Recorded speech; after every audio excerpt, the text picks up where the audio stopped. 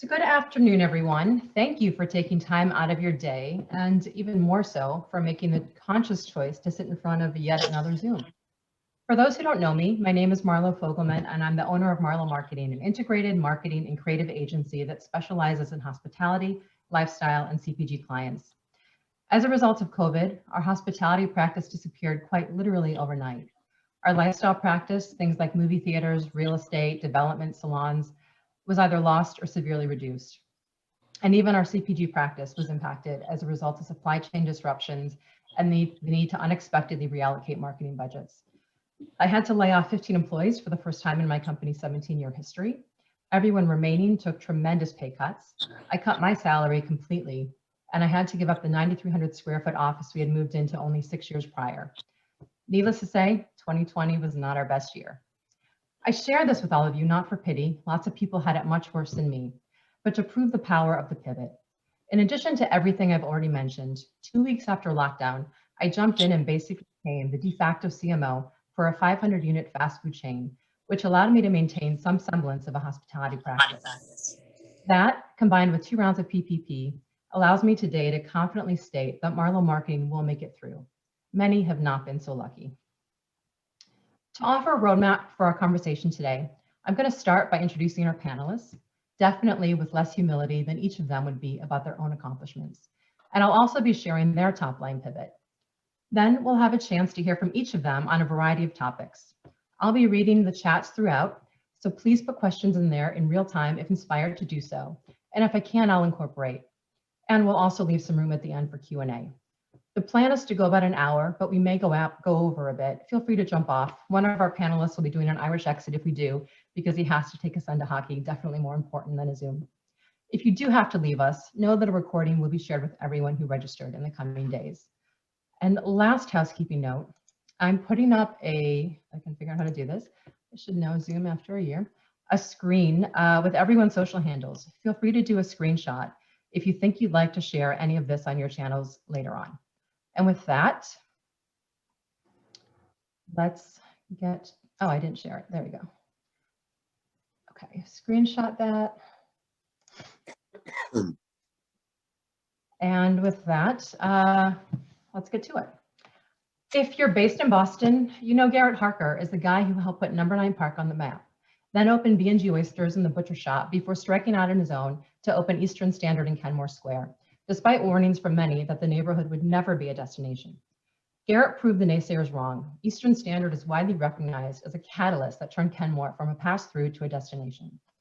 If you're based anywhere else and you read the New York Times, you may know him from the article last September about his landlord's unwillingness to negotiate fairly, but his now 3 Kenmore Square restaurants, Eastern Standard, along with craft cocktail bar The Hawthorne and Island Creek Oyster Bar, at risk. Unfortunately, that story did not end well, as anyone who's read the upswelling of support for Garrett from thousands of heartbroken guests when news broke last month that ES would not reopen. Even former BU student Representative AOC tweeted about it. Unrelated to COVID, Garrett also recently sold his shares in his other 3 restaurants to his former partners. So today, Garrett has gone from owning 7 restaurants to 1. Fortunately, a few years back, he was approached to start a company around his restaurant's pretzels. What was supposed to be a little side project is now his focus as a direct-to-consumer and potentially future CPG business. Mitch Prensky is one of those culinary types who also got an MBA from Wharton. I know, a dime a dozen. His career has spanned being a restaurateur, a caterer, a food hall developer, and so much more. In 2016, he was named one of the 30 chefs to watch by Plate magazine and has been a James Beard semi-finalist for Best Chef Northeast. Most recently, Mitch served as Director of Culinary for Hyatt Lifestyle, overseeing all of the F&B for the Thompson, Alila, Joie de Vivre, Andaz, Unbound, and Centric brands throughout the Americas. Unsurprisingly, he got laid off last year. His pivot is a creation of collective hospitality, a gathering of the best and brightest across every spectrum of the hospitality world that come together to offer a one-stop shop for either a la carte or project-based hospitality consulting. Nicole Ponseca, the restaurateur who's credited by New Yorker magazine for, I quote, almost single-handedly bringing Filipino food into the Manhattan mainstream, as well as, and I again quote, for launching one of the smartest and most gratifying pandemic projects with her Tita Babies Kita Kits, started the pandemic with 1 restaurant in the East Village. In addition to the obvious pivot of outdoor and increased takeout dining, Her Tita Babies kits offered a heat and serve meal delivery service that each week features a different assortment of regional, obscure, or time-consuming Filipino dishes and included playlists, instructions, and historical context, and is enough to feed a group for several meals. As if this wasn't enough, she was also working on opening 2 new restaurants in the Wynwood section of Miami at the Asian food hall 1-800-LUCKY. Finally, she's been working on a Filipino CPG product line for a California supermarket chain and using the time, although I'm honestly not sure where she's finding it, working on her second cookbook.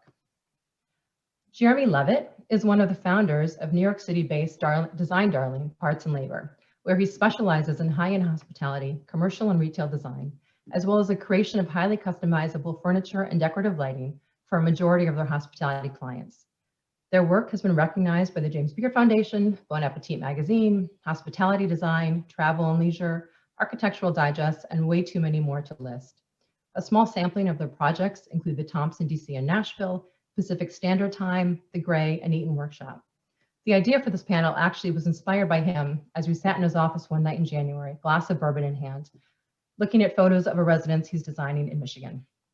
When his hospitality business was disrupted last year, his pivot included not only residential work he wasn't able to take on before, but also finally allowing him the time to focus on the product line he's always wanted to create.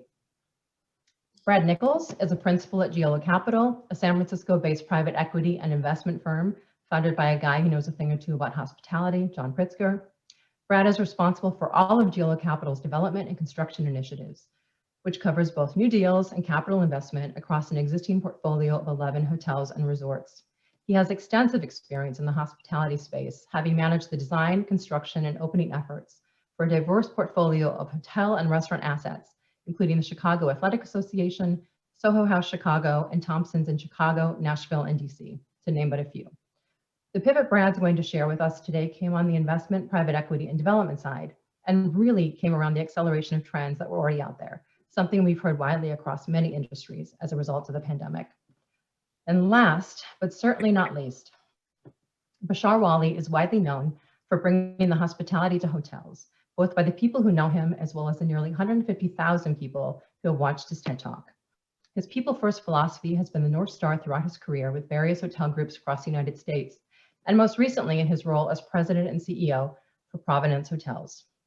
Based in Portland, Oregon, Providence owns, develops, and manages market-leading independent hotels across 8 states, and it was a role he decided to leave after COVID convinced him it was time to make a dramatic change.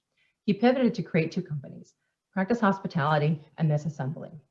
Practice Hospitality is best described as a hotel management company, although I know Bashar will admonish me for saying that, and This Assembly is a group of hospitality veterans who have come together to think about real estate investment, the hotel brand of tomorrow, and so much more. Quite the group we have. So, while we all know how hard the hospitality industry has been hit, before we get into some questions, it felt soberingly appropriate to be reminded of a few facts to further set the stage as we approach the year anniversary of the initial lockdown in this country. 17% or 110,000 restaurants have closed, and for those who remain open, many are not optimistic. A survey last month by the National Restaurant Association of 3,000 operators reports that nearly 30% think business won't return to normal for at least a year. 10% said they did not expect their sales would ever return to normal levels. Sales are down 35% for full service restaurants compared with January of 2020, and 14% expect to close within 3 months without federal relief. That said, on the glass half full side, it was recently reported that bars and restaurants gained 286,000 jobs nationwide in February, following 3 straight months of losses or minimal growth.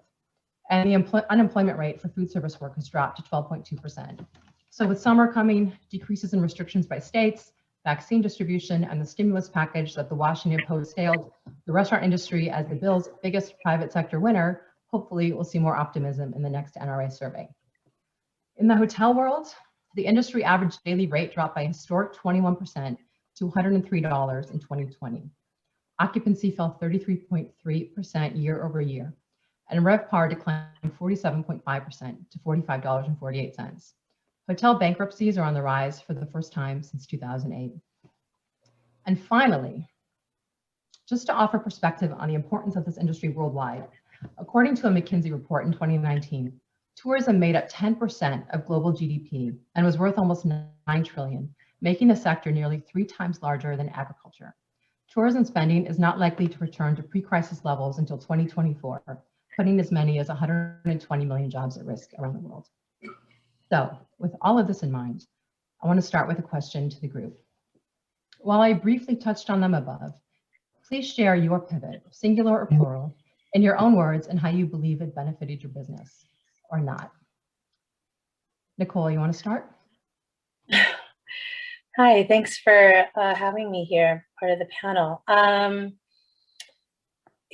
We closed momentarily in March, and once I realized we could feed frontliners, it was green lights all the way from there. We were feeding frontliners, and with every day, hour, week, or month that went by, it was always about how can I survive and how can I be creative within the parameters of what's happening with the pandemic. So as you gave in a great layup, I have takeout and delivery. I have my meal kits.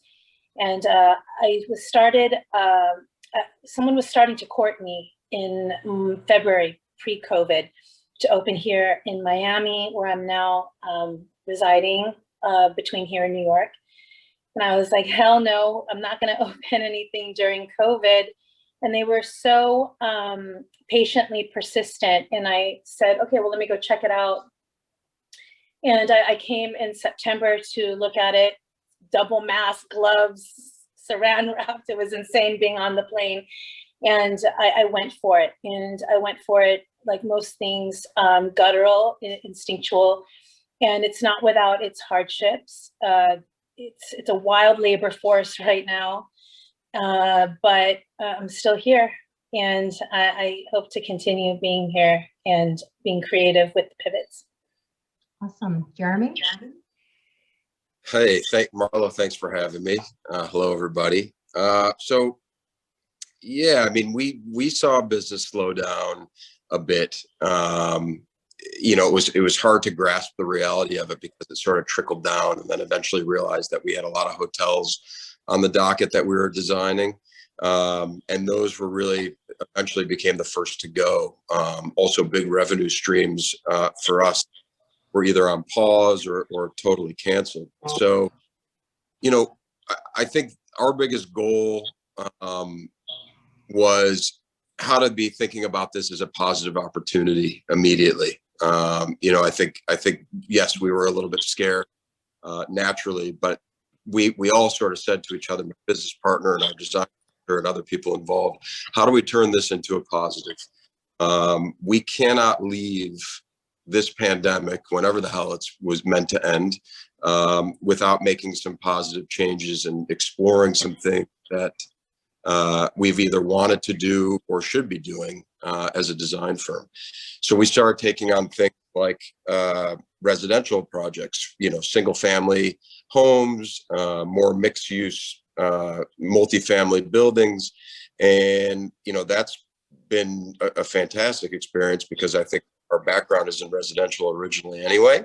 And it's something that we've wanted to do for quite some time. So it became sort of a staple, and we have sort of a division of people working on that now. Product line is something I think, as you mentioned earlier, that we've always wanted to do: furniture, decorative lighting, textiles. So we've begun to formulate that. We've actually gotten pretty far along and are about to be prototyping our first collection, which is really exciting. And so, and a lot of other, branding is something that we're starting to get into and creating a new leg. Investing in opportunities, within the real estate realm. So it's really was pivoting towards passion in an interesting way. And then even pivoting towards, a new look at how our staff works, and the idea that working from home seemed crazy a year ago, but now we're finding that giving flexibility within the office space is creating, more productivity and, giving people an opportunity to sort of live their lives, even if they're working late some nights, and have that flexibility. So lots of interesting pivots, personally and professionally, and ones that we see being a really substantial and positive new experience for our company. So. Turning towards passion. I love that. I love that. Speaking of somebody with a lot of passion, let's go to Bashar. Oh boy. After Jeremy, you're gonna make me look bad now because I sound like a schmuck after his talk. Impossible. So look, I think that the pandemic for our industry clearly has been, heartbreaking across all segments of our industry. And what it allowed us to do though is allowed us to really pause and think, allowed me to pause and think. And I felt like we were becoming sort of complacent in what we have. And I felt like we've had sort of a rat race of our own going on about outdoing the next guy and out designing the next guy and it felt like it was a great opportunity to not only pivot but reinvent and really rethink.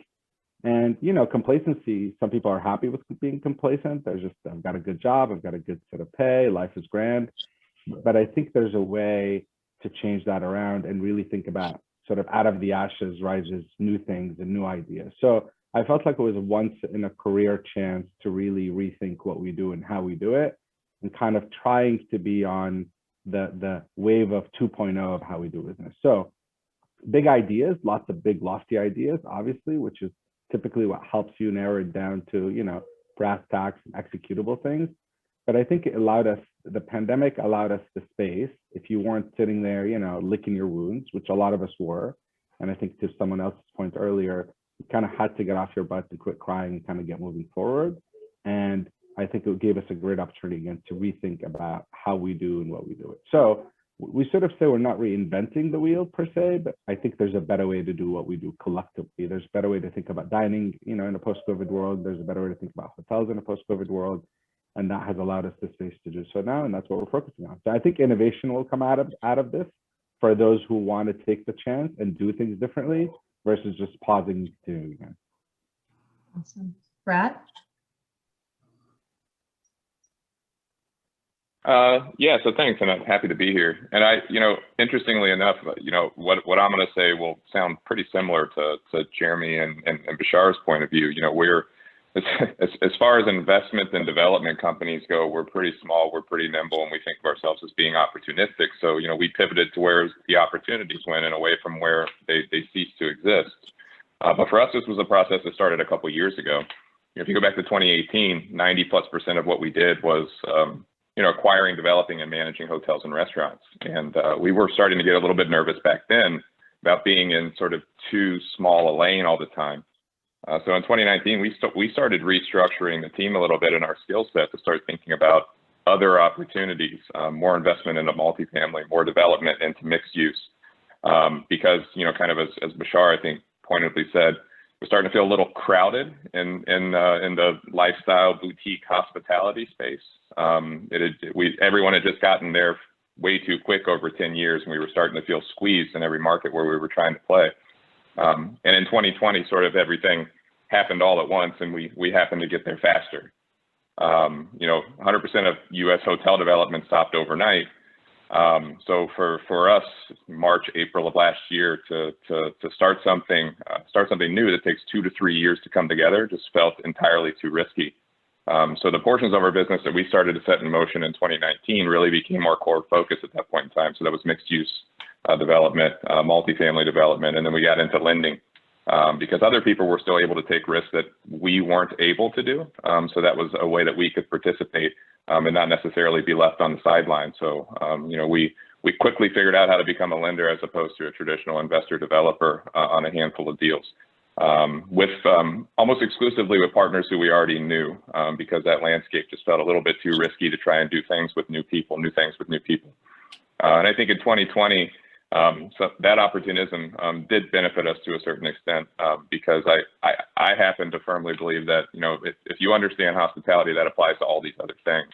I'm not saying we understand it any better than anyone else, but that gray space between boring old apartments or multifamily and good hotels and good restaurants is getting smaller and smaller and smaller because I think people expect the same level of amenities and that sort of same interesting programming and services, whether it's an apartment building with a restaurant or it's a hotel that's got a whole bunch of moving pieces. So that's kind of where we went. 100%. I love that. Mitch. Sorry, I just had to unmute myself. I just wanted to say thanks, Marlo, and thanks everybody being on the thing. I'm happy to be included. So yeah, my pivot is a little bit, I guess, similar yet different. So I kind of look at my whole career as a big pivot. It's a big bunch of pivots. About 7 years ago, I went from ownership of 30 years of ownership of restaurants and catering companies and all this, and my own entrepreneurial ventures, to thinking that I could apply my skill set to help another guy monetize that, and got myself into this sort of world through other avenues.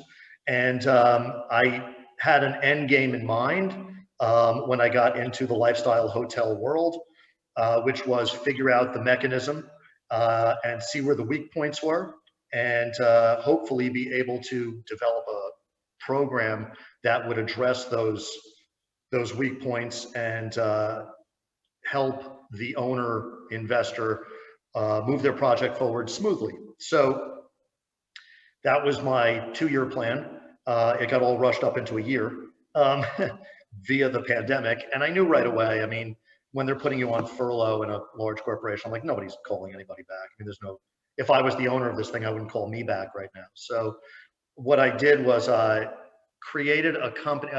It started out as on a demand side with somebody saying, oh, why don't you consult? And I said, you know what, I'd rather just do an offering where it's a bunch of different strengths. So this way we can have complementary skill sets and I can offer that and have a lot more gravity to it. So I created Collective Hospitality. And honestly, it's been, from the jump, it's been probably, for me, it's the best place that I've sat in the last 6 years since leaving my own thing, because it is kind of my own thing, but I'm getting to help in the larger scope. And that on a personal level makes me very happy and fulfilled, just to help. And I also have a bunch of really talented people. I would say that I would not have been able to gather this group of people together at any other time in history, as they all had jobs with large corporations that were paying them a lot of money. So there is always opportunity inside some manner of painful situation. But, you know, I can go back to, for my own personal, I can go back to 2007-8. I opened a restaurant in the middle of the terrible economic crash. And, you know, we had that for 10 years, and you just put your head down and, you know, you find ways. And, you know, it's that whole thing of moving your rudder and, you know, riding the waves. And that's pretty much, you know, where we're at. I think there's a lot of uncertainty now, and I think that we're all seeing it now, but I believe that there's always uncertainty. It's what you decide you're going to do with that.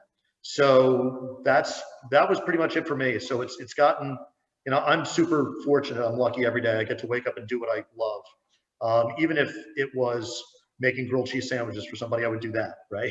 So it's not on any level where I you know, I don't, it doesn't fall lightly on me, definitely. So. I love these answers. And last but not least, Garrett. Hi, good afternoon from Boston, everyone. I wish I admire everyone on the panel. I wish I could say my pivot was, you know, as intentional maybe as everyone else's. It's really a little bit more the result of dumb luck. About 3 years ago, almost 3 years ago, we thought of a way to kind of extend the Eastern Standard brand. Eastern Standard was our 15-year-old restaurant in Boston. I could never imagine Eastern Standard closing. It had just such a presence in Boston.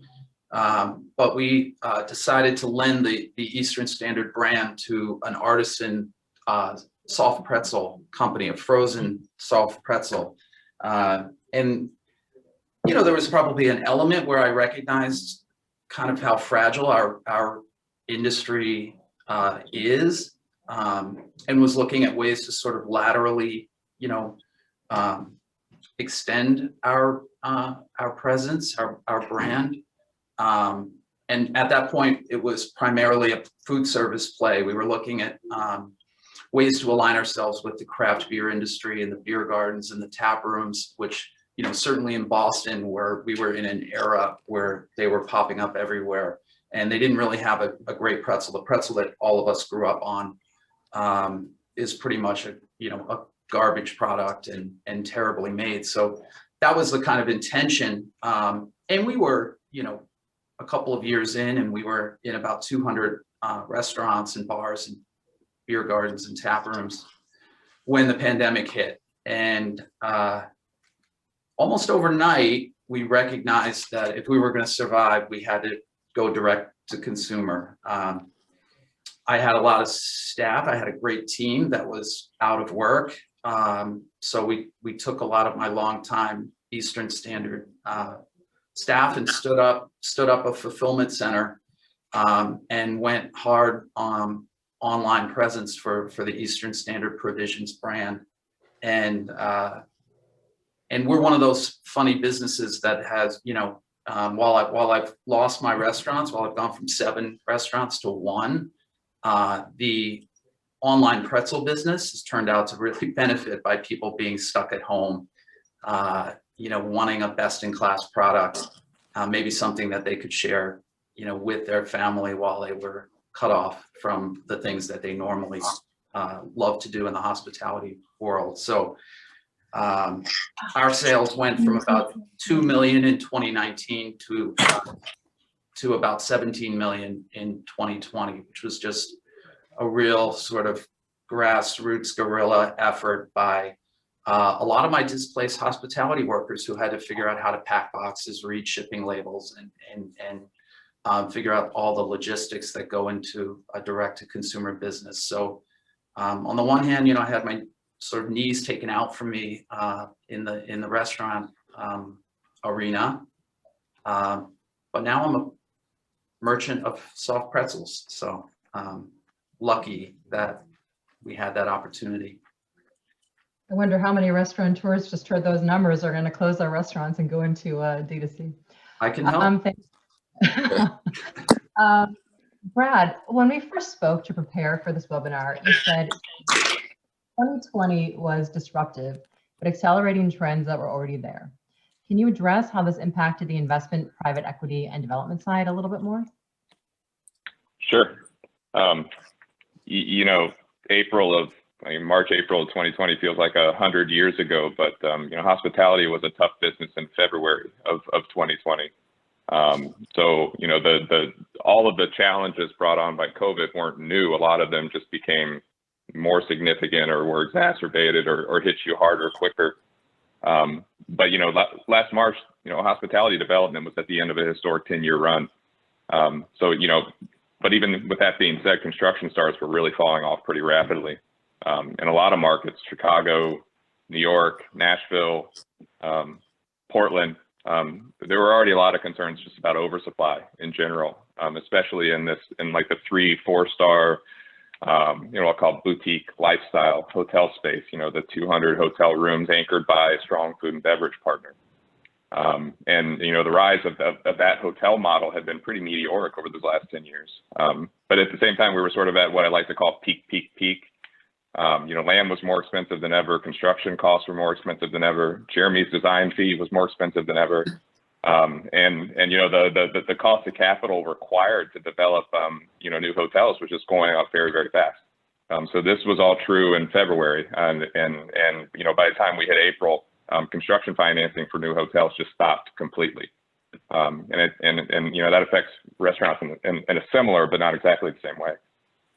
You know, and as you know, Bashar said earlier today, I actually think that gave everybody an opportunity to kind of press pause and start thinking a little bit more strategically about where they were, why they were there, and the risks that they were taking and then willing to take moving forward. You know, Nashville is a pretty good example. I like to use, my whole family lives there. I've done a whole lot of work there.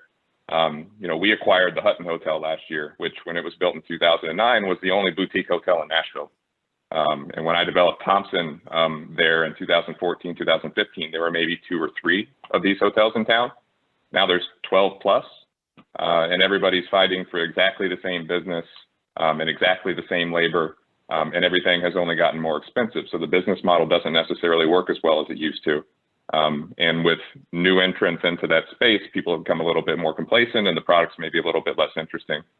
And I think, you know, Bashar actually penned a pretty interesting piece lately about this, about the saturation of the boutique hotel and how complacency is affecting the industry. And I agree with him on a lot of those points. But, where does that leave us? I guess, coming out of the recovery, I do think it's going to be slow and long for hoteliers. Firms like ours are going to keep looking more broadly at other things and other opportunities, different asset classes.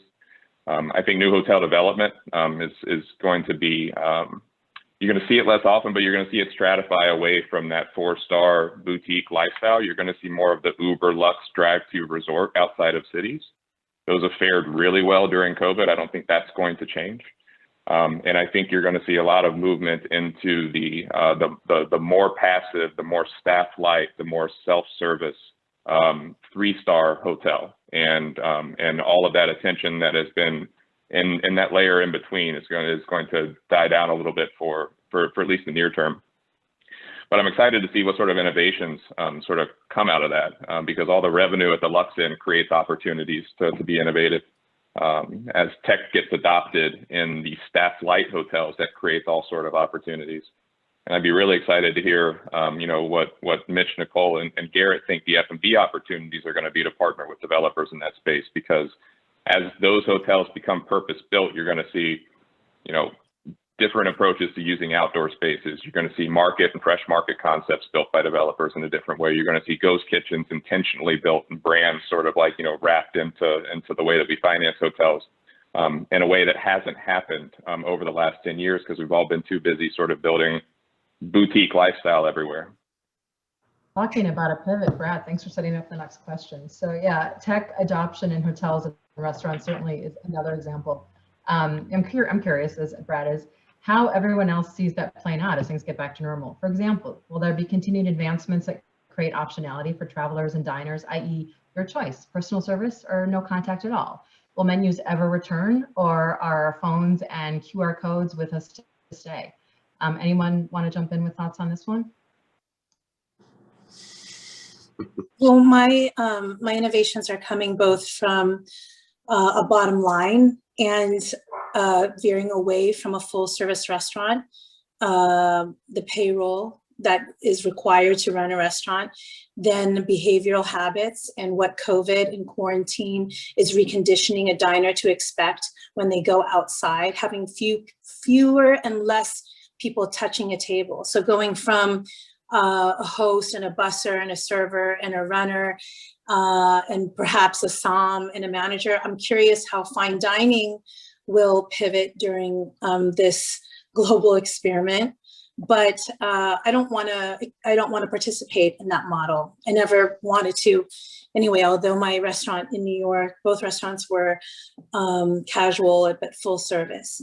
So I've always been curious where the QSR model, which has been on the tip of our tongue for all of us operators for so long, and the idea of ambiance and experience. And it's something that I really like how they're doing it. We're doing it in London, and in my research, a lot of restaurants like in Dallas, interestingly enough. And it's what I call fast fancy, where you have all the pluses of dining out, which we will return to, albeit different and perhaps slow at the beginning. Certainly in New York, we're not rushing out to dine indoors. But what I like about the concept of fast fancy is perhaps what you were mentioning earlier about a 3-star hotel and how to leverage that experience to dining. So the easiest way I can say it is, it's still you're ordering perhaps at a counter, but there might be a host that brings you to a table and you still have a playlist and all the bells and whistles that says I'm dining outside and I'm no longer dining indoors with my family. And we still want that. Particularly in New York, these restaurants become our living rooms. So we entertain there, we celebrate there. And I'm still a New Yorker at heart, though I'm here in Miami. So that's where I think my pivot and where the industry will perhaps veer into, the equivalent of a 3-star boutique dining experience. And aside from that, I'm veering into how do I extend my brand and my restaurant beyond the 4 walls. And so to speak to your intro earlier, pursuing the CPG category with the supermarket. And, part of my mission here isn't just as an operator. I understand my role as a woman of color, and how my food represents in this great big industry. So it's important for me to continue to survive and thrive because I know that I represent more than just food. Awesome. Anyone else on this one? Yeah, I mean, I would say if I'm going to kind of field it a little bit, and to kind of speak to Brad's point, these were these select service hotels. This was something that we started kind of thinking about way before pandemic, and that was happening. I mean, I saw it happening really with Hyatt Centric. They were just trying to cut down staff initially because they were having trouble with unions, which was not because of the pandemic or anything. It was just because of their labor model. So, you know, yes, it was something, everything got accelerated. I think we can all agree on that. But the other aspect of it is food halls and ghost kitchens, okay? So I feel like I've gotten so many people approach me about food halls and ghost kitchens lately. I used to work for Bon Appetit Management, and I opened a bunch for UPenn and all on the East Coast. And it was the first model of what food halls were. It was pre-pandemic.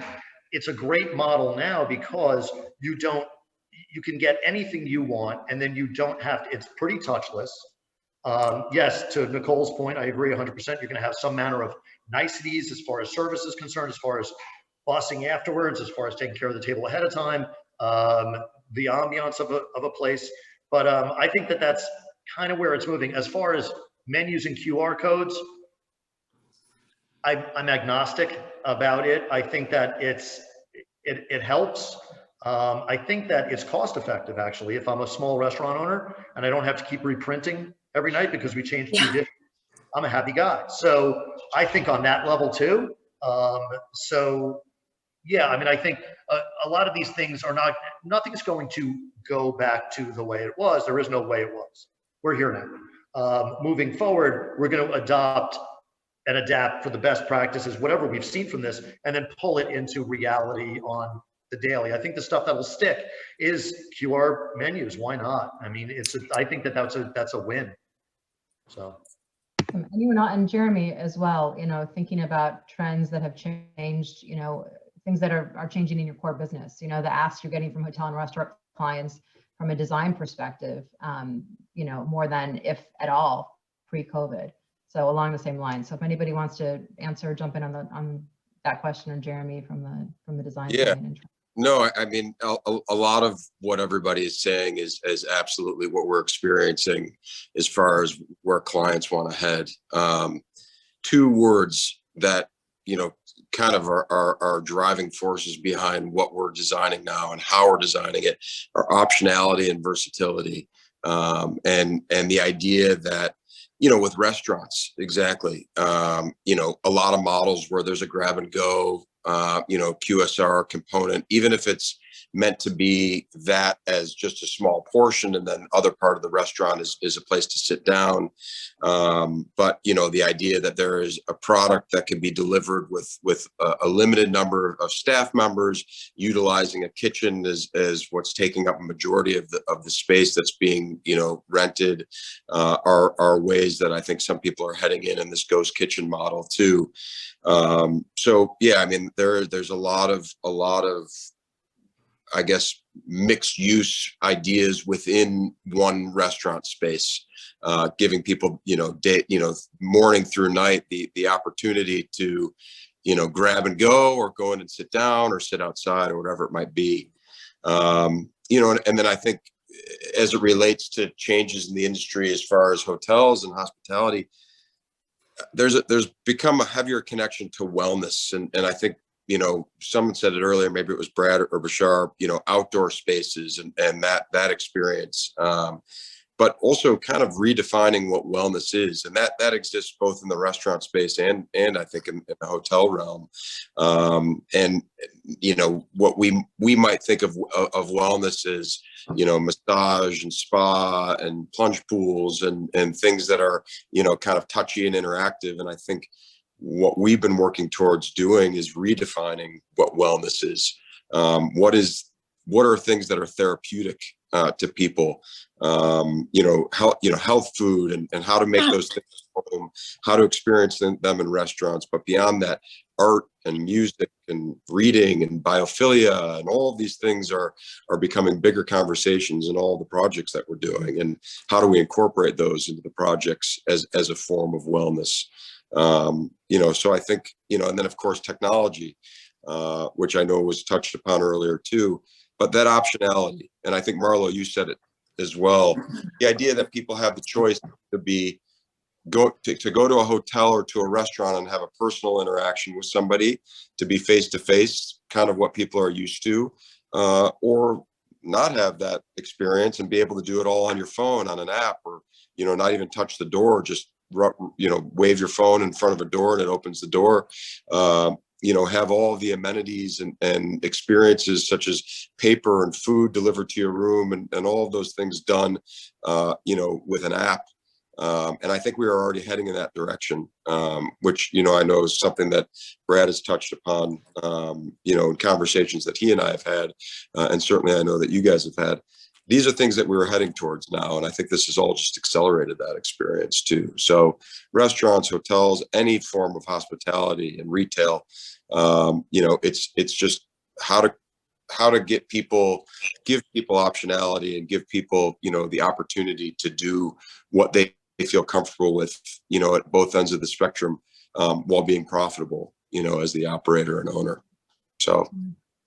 I'll jump in, Marlo. I take a different perspective on this a little bit. If you believe in the premise that once this is behind us, that this whole idea of sanitation becomes a thing of the past, because look, I don't leave my house in the morning worried about catching polio, right?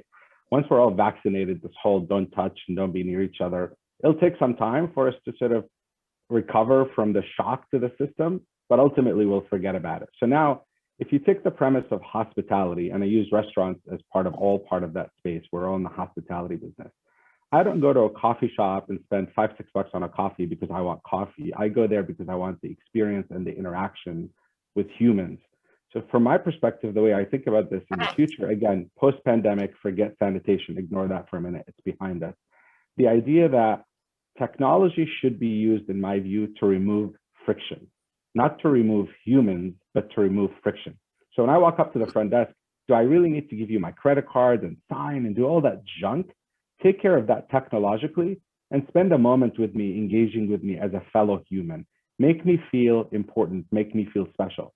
And I completely agree with Nicole. I live on the left coast, as it were. It's impossible for restaurants to be successful because of the labor model. So I think that model is pivoting towards the quick service, not because it's the right thing to do, it's because it's a matter of survival, because the model is broken. Because if the model weren't broken like in the old days, take French Laundry food, put it in a package and send it to my house, it will not be good food. It will not taste the same. Part of why the food tastes good is because of the interaction you have with humans, not with QR codes, not with machines, not with computers. At the center of it, in my perspective, it's always humans. So I am very focused on saying, look, if I needed 3 people at the front desk in the past and I can't afford it anymore, I'd rather use technology to allow me to lessen the need for that many people. But the ones that I have on there should be emotionally intelligent beings that are engaging with the customer in the beautiful art of conversation. So I think about it differently, and I hope we don't let our bottom line desires, again, different in the case of restaurants because it's a matter of survival, but for hotels, I hope that it's the efficiency and the extra dollar on the bottom line doesn't remove the humans. Now, I agree with you, Marlo, you should have a choice, but think about walking into a hotel with 0 human interactions. I might as well be going to an apartment building. I mean, you're removing that magic of interaction from the process. So again, focus on using technology to remove friction, not remove humans. Beautiful response, and I expect nothing less. And boom, Jeremy, I stuck it to you, brother. No, I agree with you, man. I'm a guy who likes an old-fashioned approach. I hate the idea, aside from the fact that I'm terrible with technology. It's amazing that I even made it onto this call today. But the reality is I am an old-fashioned guy. Well, I hate to say old-fashioned, but I'm just somebody who likes personal interaction. I feel more comfortable talking to somebody than trying to work out problems on my phone or on the computer. And I hope that we all comfortably go back to that realm. But I don't disagree. I think at a certain point, it becomes a convenience that we can embrace that makes life a little bit easier. And I think what you're saying also is to pave way to create a little bit of space for people to have the most effective personal interactions possible while not breaking the bank with labor costs. So it's an avenue to create the best of both worlds, and I'm a huge advocate of that. But yeah, I don't want to design spaces or to experience spaces without human interaction. And I pray that we go back to that, to whatever is close to what it used to be. But to Mitch's point, we're here now, so as far along as we can get after all of this. But yeah, no, I'm with you on that, Bashar. I agree with you. Yeah, I was going to see. Also Sorry, go ahead, Mitch. I'm sorry. But also to Bashar's point, it becomes a point where it's everyone talks about VE, right? So we're all value engineering. Everyone value engineers everything, but after a while, you engineer out the value. So what I always say is like, you get yourself to a point, you're like, yeah, man, it didn't cost anything. I was like, yeah, but we can't do anything now. So I think taking the best parts of all of this. So if it smooths the path, that's me all 100%. So to Bashar's point, yeah, if I don't have to stand there and hand over my card and wait for a thing, and here's another transaction, yada, yada, but that person is going to interact with me. I'm the same as Jeremy. I just like people. Like, I just love people. I would love to just talk to anybody for a night. Like, that's fine. And just lose yourself in that instead of, okay, give me this card and how do you want this and what's your email and all that stuff. Let's engineer that. So instead of value engineering, let's call it, I don't know, sympathy engineering or empathy engineering or something, man. We got to come up with something for that. But I think that's going to be the win for this. Brad, you want to say something? That's what's going to be, I think, so interesting to see play out in the built space over the next, year or two, because just like any good idea, people are going to take it too far. So there's all this momentum pushing us into tech, and people are going to take that so far that it sterilizes the experience. But in a normalized world, there's going to be this emotional swing back to analog. People just want to have an interaction with people. And that gap between, the physical space that's being delivered and the emotional, experience that people want to have, I think is going to be big on the other side of COVID. But it's going to create opportunities, and I don't think a lot of people are going to do it well. And the people that do it well are going to stick out, like exceptionally stick out. And fundamentally, going to a restaurant with a vending machine that gives me the same meal, I don't want to go there. I don't go to a restaurant to eat. I do not go to a restaurant to eat. I can eat anywhere else. I can eat at home. So I think I agree with you, Brad. We're going to take it too far because that's what we do. Then we're going to realize we're taking it too far and have to step back. So. All right, let's. I love this, and Mitch, I'm going to just cut you off there because I want to move on to the next. Although it sounds like we could have done a whole panel on this topic, so that to me says it's a good question. So when we talk about the hospitality industry, our minds immediately go to hotels and restaurants, right? A recent article I read had a quote that really resonated with me personally, which I'm sure isn't a surprise given my business. And I'm sure Jeremy would agree as well. I quote, "There's been this hyper focus on retail and restaurants because they're the visible face of the economy.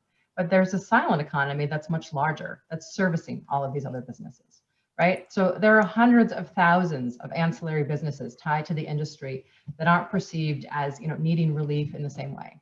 And from my perspective, there's a lack of equity in that relief. For example, Massachusetts had a grant initiative of up to $75,000 that prioritized restaurants, bars, caterers, food trucks, event photographers, event companies, independent retailers, gyms, et cetera. My business was down 49% in 2020, mostly because of the loss of hospitality clients. Yet my company that employs many people at high and six-figure salaries wasn't deemed worthy, while many small retail shops or restaurants that employ a handful of hourly staff were. So from food distributors to coffee providers to laundry services to design and marketing, we're the kinds of companies that are servicing all of these other businesses. So when you're hurting, we're hurting.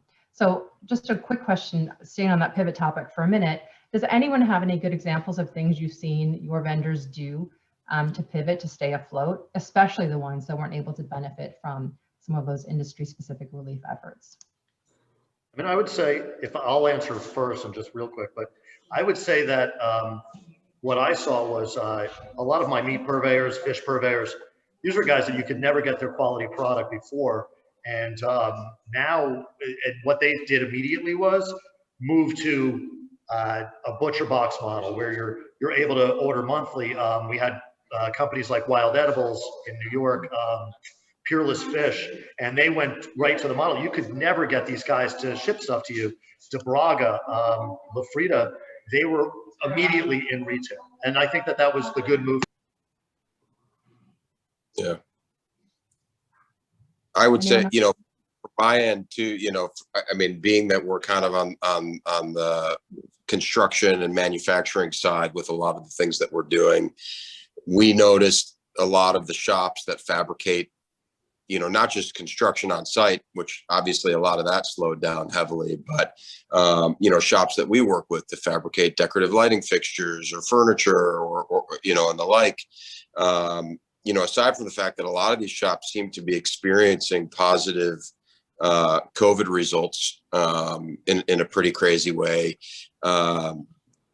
they weren't able to get in anywhere to install. They couldn't deliver anywhere. They couldn't, you know, they couldn't have people come into the shops to fabricate because it's a very physical experience. And so, you know, that the slowdown of the industry meant that they slowed down. They weren't able to fabricate things to bring on to new projects because projects slowed down. I mean, it kind of really trickled down a lot. I mean, that's one of many examples, but it's, you know, away from people producing the food and bringing the food, it's a lot of the ins and outs of what actually makes an interior of space. So a lot of suffering went on there too, for sure. All right, the last question I've got, and then there's a few in the chat that I'm gonna try to get to if we have time. So for everyone, we're now nearly a year into the pandemic. What kept you up at night in March 2020 versus what's keeping you up at night today, March 2021? Who wants to jump in there? Garrett, I feel like we've got an answer to this one.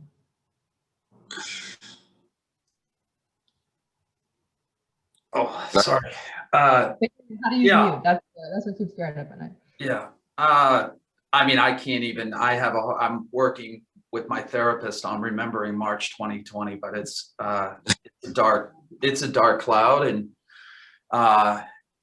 you know, it was really the, just losing, you know, a couple of hundred of people that I got to go to work with every day that, you know, that went off, and they're not, you know, a lot of them are not coming back. There's a generation of people that were devoted to hospitality that they've moved on and they're in different, they've chosen different careers. And that's a real loss to our industry as we start thinking about, you know, like this conversation about what hospitality and guest focused hospitality is going to look like.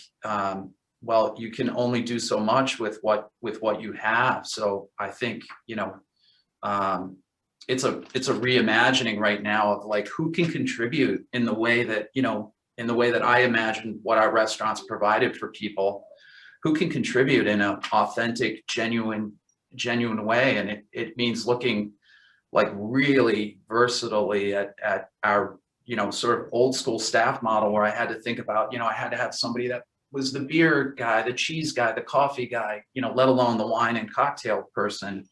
And now it's really about, you know, finding staff who are going to be able to roll up their sleeves, pivot from, you know, answering the phone to running food out to somebody's car to really rolling up their sleeves and participating. And in a you know, in a good way, it's led me to look at some people that I probably kind of took for granted before because I felt like they punched out and maybe they didn't, you know, they didn't go home and read books on, you know, Loire wine region. But now I realize they're good-hearted people that I maybe didn't, you know, recognize as much before. And now it's like, you know, it's calibrating what they can deliver for my restaurant that matches what the guest is looking for. Because, you know, like going back to that conversation, I think there's a lot of like reshaping, you know, how we interpreted what the guest was aspiring to by being, you know, by coming to our restaurants and hotels. Nicole? Oh, I was thinking about your answer, Garrett, and I agree with you, looking at the workforce and from the employer standpoint, like, who am I going to hire? They've left the industry. And then from a human aspect, you know, where are they now? How have they pivoted? Are they doing okay? Looking at them in a different light. So I'll answer your question in a moment, Marlo, but I'm still kind of marinating on Garrett's answer. So thank you for that, Garrett.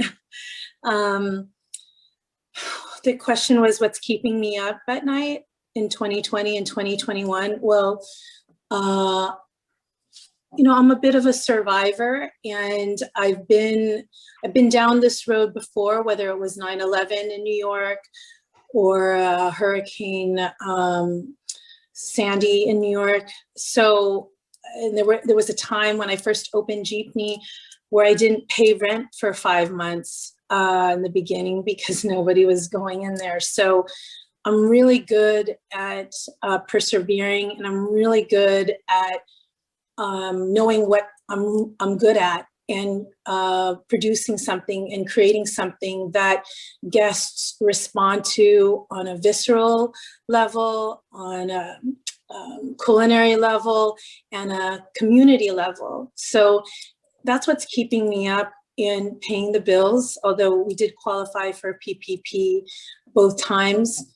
In Miami now, I'm looking at how can I create a model that, all these words we use over and over, scalable, but I just want to be able to do what I do best, which is serve and create a vibe. And I've been lucky enough to do that in spades and make a profit. And I know that I don't want to do it alone anymore, because I've been doing it alone for 15 years. And I would like to partner with people who I can build infrastructure with, so I can do this more sustainable now. So I'm probably different than a lot of the people here on this call who have big teams and mucho dollars behind them. I bootstrapped this the whole way through, and I'm looking to veer into the next stage of my career where I can do this on a sustainable level, but still so substantive and have a damn good time doing it. Bashar. Yeah, I mean, clearly what kept us all up, I think, last year was the lives we knew that were about to get decimated as a result of this thing. And so many lives have gotten decimated. And, you know, to this day, that is really the only thing that keeps me up at night. And I worry about some incredible people in our industry that have had to, for the lack of a better choice, leave the industry altogether. And what keeps me up at night now is altruistically, and I don't want to sound like Mother Teresa here, obviously we want the business to recover and we want the business to come back for our selfish motivations, but selflessly for a minute, worried about losing some spectacular people in our industry that, again, because they have no choice, because the recovery isn't fast enough, that they'll move on and leave the industry behind. So I'm hoping for a fast recovery. I'm hoping the momentum we're feeling now is sustainable long-term, and I'm hoping that we get almost everybody back into work, doing what they love to do, doing, you know, the profession that is, as we all know, sort of an infection. You get it and there is no cure from it, and it's in you for life. And those are the people that I'm, you know, it's keeping me up at night, making sure those folks come back to work and do what they love to do. Yeah, Mitch? I would say it kept me up at night last year. I don't think I can remember that. I think I was knocking myself out somehow. No, I honestly, for me, it's taken me a lifetime to try to get to this stage, and I'm not there every day, but I try really hard to be the ocean, right? So just roll with the waves, and you know, it was hard. I mean, yeah, there were moments where I was like, man, how am I going to do this? And, you know, it was I just knew that there was a way to get through this thing and keep a level head while I was doing it. And to Bashar's point, I think if anything kept me up, I was in Astor Place in New York City, 4 blocks from Mount Sinai, and I was listening to sirens all night of ambulances taking people to die. So, and I have a friend who runs a hospital in Bay Ridge, Brooklyn, and it was one of the first cases in New York City, and it was one of the hardest hits. And we're talking, you know, freezer trucks outside with body bags. So for me, this thing is, yes, it's business, right? Business, and we're all really concerned about all of our livelihoods. But you know, it's nice to have a life, to have a livelihood within, right? So that's that. What keeps me up now? Nothing. I'm good. Love it. That's amazing. That's amazing. And last but Wait not a least, minute. He's not stressed enough. We need to find him more stress. Brad, anything? Bashar, hire me. Yeah. Touche. I'm good. I like that, Mitch. I'm good. Let's take the sales pitch offline. Brad, anything? You're great out in California. Nothing to worry about. Yeah, nothing to worry about in California. We're problem free out here. Zero problem. Yeah, right. I don't even know where to start. March of 2020 was, just for everybody. Everyone went into triage mode. So, we were losing sleep because, we were forced to close everything and trying to figure out how to take care of all of our employees in different cities and in different, in different scenarios and different situations it was just a very rough experience. And I echo, most of the sentiment that, the shared sentiment here. That it's sad that we're gonna we ultimately are gonna lose a lot of those folks from the industry just out of necessity in the way that the model's going to come back next year and afterwards it's just going to come back slightly differently in a lot of ways. But if there's anything that's keeping me up now, it's because I'm eager. I'm optimistic about what's going to happen next. It's a bit of measured optimism, but I'm super pumped to continue to explore sort of, this gray space between traditional hospitality and traditional multifamily as it just keeps getting blurrier and blurrier in a product sense. Because I don't think traditional hotel, traditional restaurant, and traditional apartment are three standalone things necessarily moving forward. People are going to figure out how to just break that mold. In a product sense, and then some service innovation. The service innovation that's going to come out of that's going to be just super interesting. And to Nicole's point, there's a reason this industry is just peppered with partnerships because that's where all the best creativity comes from. All of us represent sort of different points of view and different corners of this business, and without our partners, we're not doing anything that I would consider creative. So I'm excited to continue to explore those opportunities with folks like those represented on this panel. Awesome. Well, I don't think we can end on a more positive or upbeat note than that. So if anybody, I know there were some questions in the chat, and I'm sorry we didn't get to them, but if you want to have a question go to a specific panelist, feel free just to shoot it to me. You can send it to info@marlomarketing.com. and I will make sure that it gets to the person that you were hoping to hear from. With that, I want to thank all of you so much, folks from across the country, for hopping on and sharing this wisdom, and looking forward to this optimistic glass half full perspective for the industry for years to come. Thank you, everyone. Thank you. Thank you. Thank you, everyone.